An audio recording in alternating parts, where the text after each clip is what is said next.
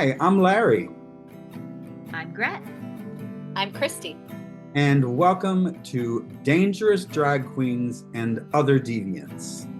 A podcast about the outrageous and sometimes dark world of drag, gender, and sexual identity, and how communities facing stigmatization are making a positive impact just by living their lives out loud. Brought to you by Virtual Arts.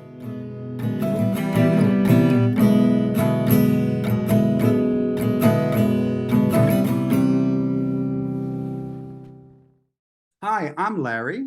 I'm Gret. And I'm Christy. Welcome back to episode 2 of Dangerous Drag Queens and Other Deviants. Yes, episode 2, we are very excited to feature Logan Slaughter. He's been performing drag since about 2006 and mostly around the New York area and currently on Fire Island. So we met Logan through Susan Campanero, who was our first guest. I immediately asked her who is somebody that we should interview, and she said, you got to interview Logan Slaughter. So called him, and here we go. Let's take a look at Logan, okay? Hi, Logan Slaughter. Hi, Hello. nice to finally meet you. Nice to meet everyone. Yeah, is that your real name? So Logan Slaughter is my real name, and then Logan Hardcore is my drag name. Oh my gosh, how funny is that? Oh, Because nice. Slaughter was just too much. Yes, plenty of damage to be done by other drag queens with a name like that. And critics. Right. This is our second episode of Dangerous Drag Queens and Other Deviants. And we're the 3 deviants, by the way. You're the drag queen. But I know that all 4 of us have one thing in common, and that is that we all have children. Okay, so let's begin with you. How old? She is 1 year old 2 days ago. Wow. Congrats, Yeah. that's amazing. Yeah, and since you're GAY, okay, and I'm just assuming. Wow. So, No, so how dare you, Larry? How did that birth come about?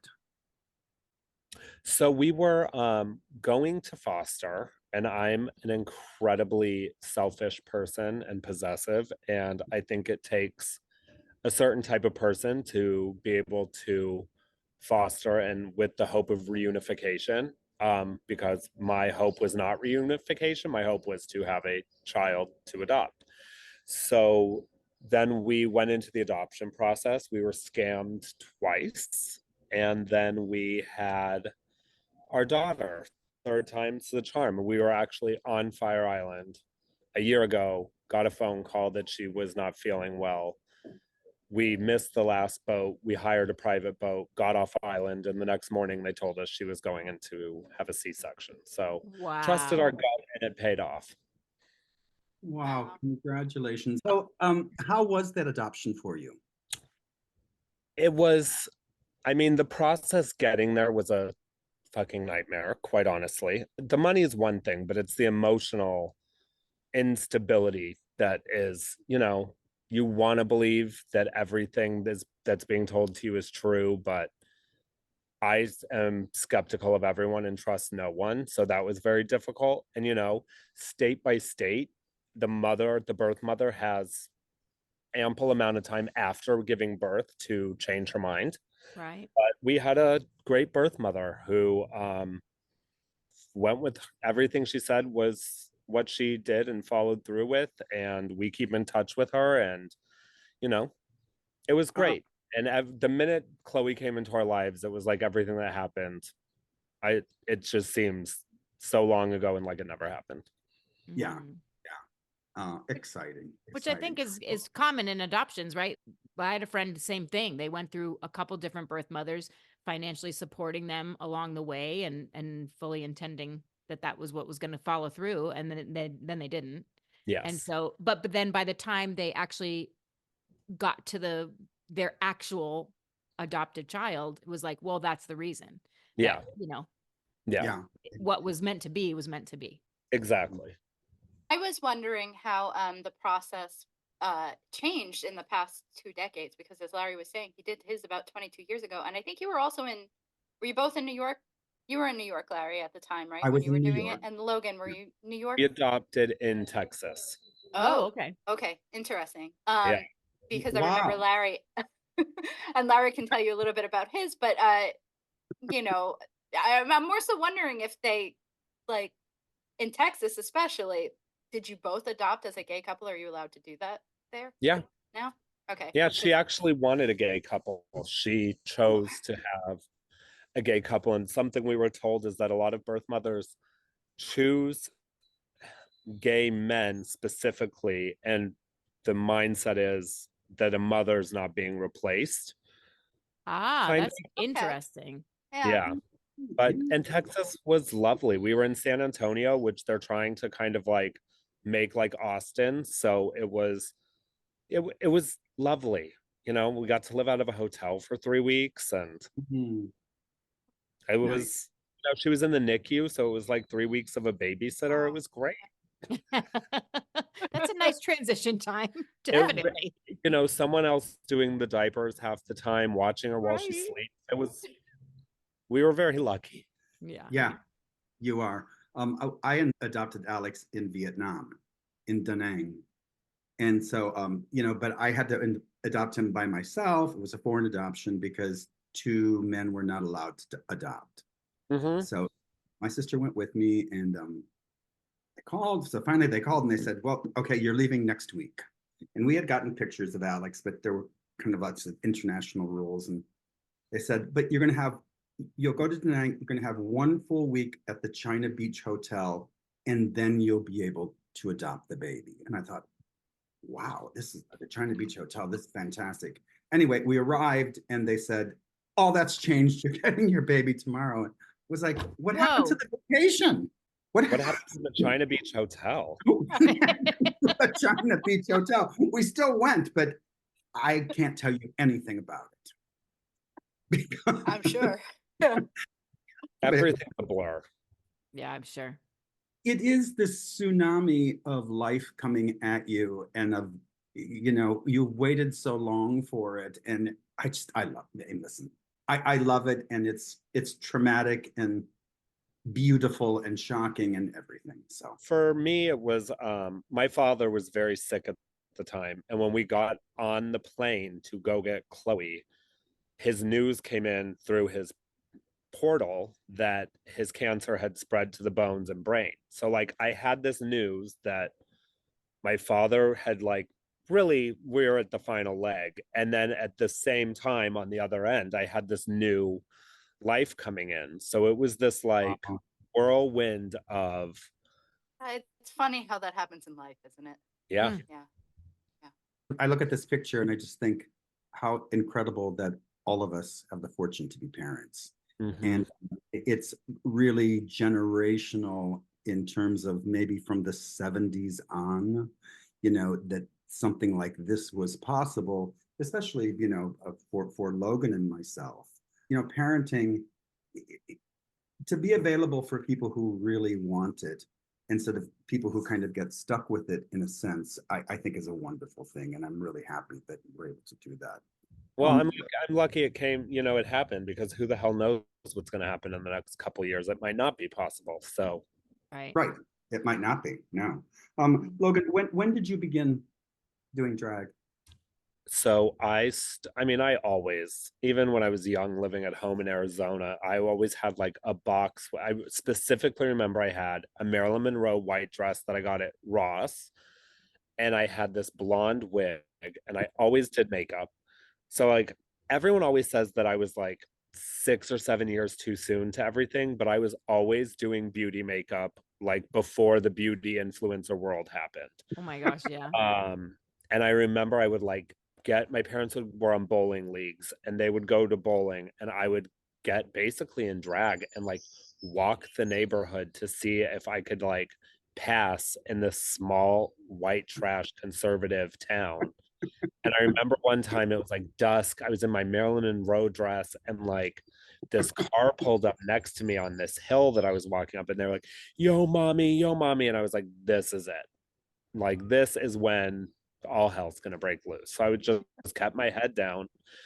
And like, so I was always kind of like every Halloween costume, I was always a girl. And then when I moved to New York in the very end of 2006, and I started doing drag the night I moved here. So Where? Amazing. I was in the East Village and I was 17 and I was dating someone that did drag. And I was like, I want to go with you when you go to work. And he was like, well, you're 17. So the only way you can get in is if you do drag. And I was like, well, get to work. And he put me in drag and we went out. And that night he was fired. I got hired. And Wow.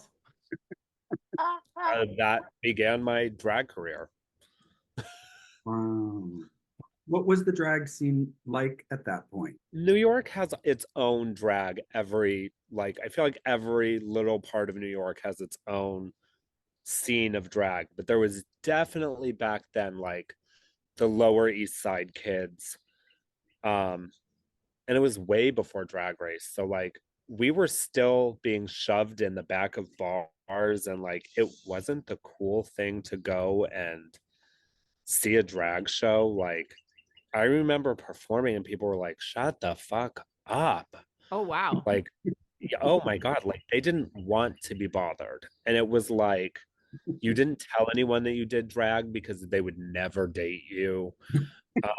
It was really just not looked upon well in the gay community. And now it's so funny because now it's like, it couldn't be more different. Now you're Yeah. the fucking pinnacle of everything.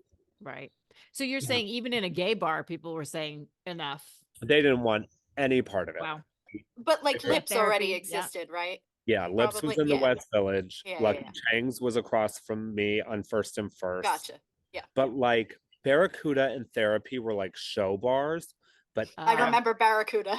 but everywhere Yeah. else, like I was at Vlada. I would perform in front of the double doors that led to the street, and people would walk in like and just walk by me as I'm doing a number. I'm like it just there was no respect. We were working for drink tickets and like $50. Like Mhm. it was just a very different time. Now there's so much fucking drag. Like everyone that fails at AMDA becomes a drag queen, and like everyone can be a drag queen because of YouTube. But I think I was like at the very end of that where like you had to learn how to do everything. There was like YouTube was just starting, but there was no like how to do drag videos. No, there was no how to do it much at that No. time. And you can see in my early photos, there's this like transition of yikes to okay, we're getting there to final evolution. Mm. Yeah, it must be scary that first time. I mean, not on the hill in Red, Arizona, but in the Marilyn Monroe outfit. But it must be frightening that first time to go out in drag. So like I came from Arizona where there was no gay people. Well, now everyone came out after high school because they wanted me to be the scapegoat, but I was openly out, very flamboyant. I took a lot of shit. My house was set on fire. I was Whoa. neighborhood kids tried to stone me. On top of just normal high school bullying. So like going from that to New York City on a red eye flight, I always say, because I'm in AA, so when I share my story, I say, it's like going from black and white to color in The Wizard of Oz. And that's Wow. what it felt like to me. Yeah. So going from no gay people to being in a gay bar, I handled everything with drugs and alcohol. That's how I got comfortable. So like I never felt uncomfortable because I was drunk. And I know that you said that you're in AA. How long? I'm coming up on 4 years. Wow, congratulations. Thank you. That is quite an accomplishment. So you came and you were in the East Village when you began. I mean, no matter where they were all gritty in some way. Oh yeah. I mean, the East Village, like I think I caught the very end of that era of the East Village. Like I look back at it with immense gratitude that I got to experience these things, especially at the tail end, because if I was in the midst of limelight and all that, I wouldn't be sitting here today. I'd be dead. But I got to experience a lot of I worked the closing night of Roxy. So like I got to experience all these things at 17, 18, 19 years old. So What business is hubby in? I mean, we both have our hands in a lot of pots. He's a assistant principal, a real estate agent. He owns an adoption company for video profiles because we hated the way that the system is with like getting books and getting people to view you. We're in 2024. There needs to be a modern approach to this. So he created it. It's called Evernester. You create a video profile that a birth Wow. mother can click on, and instead of having to look at a boring book, there's this video of you that's the same thing, answering questions. Your friends and family can record videos to like do references. It's really pretty cool. Logan, how has drag changed in the last 18 years? I mean, there's money behind it now. It's mainstream. It's no longer this like underground hidden secret. It's not a punchline on an episode of television anymore. I will not go as far to say as it's accepted, because it's not. But I think there's money to be made now, and there was always money to be made if you were smart. But now you can really make a career. My best friend's Bianca Del Rio, who went from working in bars with me to bought a house in Palm Springs and you tour the world, literally 7 continents once a year. You're doing good. Yeah. Yeah, really. No matter what you're doing, if you're doing that, you're Yeah. doing great. So I mean, it's I feel like the pendulum swings both ways, and I think we're in this moment where it was really great, and I feel it's starting to swing back the other way because politics has chosen drag as its scapegoat. That's where we are. What about that? Do you feel any ramifications for that? I mean, I don't. I also don't read storybooks to children. It's this sick shit where it's like, how the hell drag queens got picked to be the world's biggest issue, I will never understand. I'm very lucky that I don't feel it as bad. I also don't do drag full time. I do it when I want to. So I'm able to choose what I want to do and when, and I don't rely on it for a living. And I see a lot of my friends and I'm like, what are you going to do in 10 years? You primarily perform in New York, right? Yeah, I mean, I always say I'm a Fire Island queen. I'm New York girl at heart. Yeah. And do you think that where you're located is part of the reason you don't feel that political?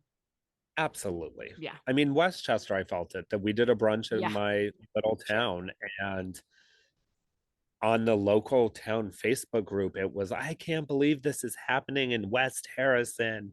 Keep those groomers away from the library. I was like, what?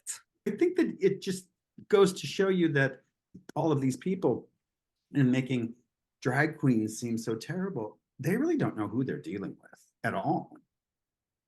I think we are living in a time where everyone has a cause that they're going to fight for on Facebook, but no one shows up to do the actual work.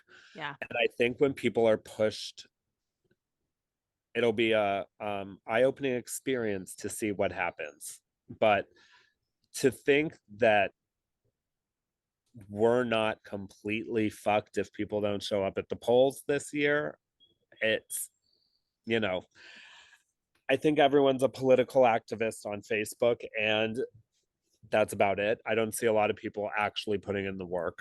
Yeah. Yeah. We're in such a weird place where people were just fighting to sort of survive through Yep. COVID. And then now everyone sort of thinks we can complain about inflation, we can complain about these things that are going on around us, but we're all taking a deep breath because we survived this. I mean, our industry completely shut down completely shut down, and it's only 4 years past that, and we're all complacent because we're feeling like, oh look, I'm working again, I'm okay, Yeah. we're bringing money and we're gonna be okay, we're gonna be okay. We're not gonna be okay. We're just No. not gonna be okay unless we really pay attention to what's going on. I So mean, it's very dangerous. This election's going to change the course of history agreed. for a very long time to come. Like, if Trump is reelected, two conservative Supreme Court justices will step down, and he will have the opportunity to put three young, super conservative judges in that are going to hold their position for a tremendous amount of time. Just this week, they brought up a case that dealt with segregation in schools. It's 2024 and we're back to dealing with this. Yeah. So for people to think that this is not happening and to think it's just drag or trans people, we're just first. It's an easy target. And after that, to think that you're not next is ridiculous. Yeah, it is. I'll even go a step further. I think we're already in changing the course of history, whether it's Trump or someone else. Yep. Whether it's now or it's in 4 years, I feel like we're already standing on the precipice and we're there. I know it's not fun to get into politics. Things are already bad and they're either going to get worse or we can just deal with what we're dealing with and try to dig ourselves out of it. But exactly. I think, like I was saying, everyone's a political activist with headlines, but people don't know that this was brought up in the Supreme Court this week. So it's just wild to me. But, you know, everyone's an expert. Right. Well, you know, we all, of course, we all have to just really, really continue to fight. I know that some people will watch and listen to this and be like, ugh, but like, it has to be said. These conversations have to be had. And I didn't come into this thinking this was going to be the conversation, but like, it's where life takes us. And I think anytime any of us are given a platform, all four of us currently have a platform, you have to use your voice. Absolutely. So I know that for those of you who wanted to get on and see rainbows and glitter come out of my ass, but like, sorry, I'm not doing that until November's over. Yeah. Oh, that's when go to a show. Go to a show. You can see that. Oh, right. we can give folks a tiny bit of rainbow and glitter with these rapid fire questions. Let's go for it. Now you can have rainbow and glitter. So on that note, what is your favorite accessory to perform in? I need nails. I cannot like I mean, even as a boy, but like there is something about I wear a long coffin nail and like just the way it elongates my fingers when I perform. It's such a small touch, but I have not performed without nails for 13 years. Wow. Nice. I don't think that's a small touch. I think that's kind of a big one. I agree. Yeah. What's one makeup item that you use when you want to look super glam? Highlight. I like to change the structure of my face, and I think a white highlight in the right places can do a lot. It can also really make people look terrifying. Do you have a favorite pair of heels to perform in? I do. I wear a nude like 5-inch pump closed toe with a point. Like, again, it's one of those things that like I feel like just with a nude tight and everything, it just pulls it down and it just looks cunty. Yeah. I also am short and have a short leg, so I agree with everything you just said. And then to wrap it, do you have a favorite venue or a favorite audience that you've ever performed for? I mean, my finale show for my pool show that I did out here for 10 years. I did Saturdays and Sundays at 3:00. And my final show for that was something I'll never forget. I mean, I say frequently that there's no love like an audience applause. Like, it is something when you are able to be given that, it's a feeling you can't recreate. But the audiences out here are so in love with the performers that they love. Like, we all have these like fan bases that just like I'm rarely here, and like tonight's gonna be fucking wild because people haven't seen me in years. So like out any audience on Fire Island is chef's kiss. Is there anywhere that folks can if they want to find out more, see a performer, anything you want to promote, basically, give Oh it my to us. God. So my Instagram is Logan, the letter X Hardcore, Hardcore. My candle company is Radiant Light Candle Co. And by the time this comes out, I will be announced as the best of Westchester for Candle Company for 2024. My husband's adoption profiles is at Evernester, and it's evernester.com. Have a great show tonight. Thank you. Thank you Don't for break, having don't break a nail. me. No. Thank you, Logan. Thank I you, appreciate Logan. it very Thank much. you. Well, he was just delightful, wasn't he? Amazing. I mean, what he was saying about he didn't want to get heavy or talk, maybe go there on the politics. I mean, this is the whole point of what we're doing, that we are putting a human face to these issues and these stories and these amazing people, and maybe that will motivate people to go vote, because what is happening around us is affecting human people, families, good people doing good things. These are the stories that have to be told so that people care enough to get out there and do something about it. Absolutely. Absolutely. I know that we had talked a little bit earlier this week about some of these issues. The removal of books featuring gay parents from Moore County schools has prompted two groups to file a federal Title IX complaint against the school system. This one is in North Carolina. I was reading the article earlier. It also reminds me of that bill in Florida, the quote unquote "don't say gay" bill. I mean, what the bill says in essence is that from kindergarten to I think fourth grade, you're not allowed to talk about sexual identity or sexual gender expression, any of that stuff. You're not allowed to teach about it. So, but they're taking it to kind of an extreme level of like you're not even allowed to, in a simple story, a character is not allowed to have two same-sex parents. Not even Which allowed to see it. Never mind Right. speak Right. up, Yeah. instruct on it, but you're not even Right. allowed to Right. So see it says that one of the law's provisions bans instruction on sexuality, sexual orientation, and gender identity in kindergarten through fourth grades. I mean, I don't know. Do people really do that? I mean, I guess Well, they. that's what I was going to say. Anything along those lines in a hetero sense is of course done age appropriately. Nobody's instructing on sexuality to kindergartners. For General- kindergarten, it's as much as some people have a mom and a dad, some people have two dads, some people have two moms. That's what it would be. Like, Right. literally. Right. And they're banning teaching that. It's hard for me to understand why teaching somebody about the importance of two people loving each other is grooming. As we were talking about it, it made me think, I think it's them trying to deny the existence of gay people, transgender people, whatever, and just force everything back into the we don't talk about it space. And it's like, Yeah. if we don't have to see it and talk about it, then let's just pretend it doesn't exist anymore. And that's what's going to make us happy. Let's I don't- never forget that this is the country who has to somehow compensate in the karma of slavery. It's like once they realized that there was no controlling the actual human beings anymore, now we have to control the narrative in every way, shape, and form to fit what we want our families exposed to, as opposed to most, a lot of people bring their kids into a public school because knowing that my experience is what I can expose my children to. And in public school, they're exposed to the experience of everyone.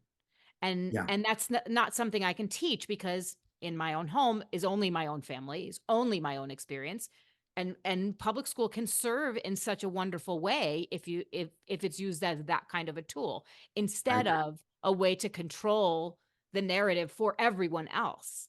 If you embrace public school in that way, and many of us do and should, but a lot of people say no, public school should be what reflect what I think, what I should be able to expose my children to those things in my own way.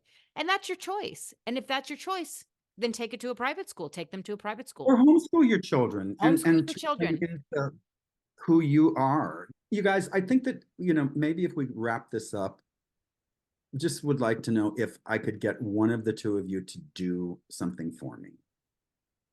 And that is can you please send Judge Alito's wife a gay flag that she can hang in one of their many houses? Because she loves hanging flags. I could You just could go hand drive it over deliver to it. Just drive it over to her and tell her, and then he can blame that on her. Okay? Yeah, for sure. Because listen, it's not just Justice, Thomas and his renegade RVs. Nope. Alito's right there with him. It's now Alito with his flags. And the Damn. wives. What is it about the wives? Supreme I Court know. Justice wives are like having a moment. Ooh, yeah. They are having a moment, but I tell you. Okay. Bye, you guys. Thank Bye. you. See you next time. Ciao. Don't forget to like and subscribe to Dangerous Drag Queens and Other Deviants, as well as Virtual Arts on Facebook, Instagram, X, and YouTube. And be sure to check us out at www.virtualartsproductions.org for all our latest projects. And if you like what you hear, please share it with a friend. That's all for now.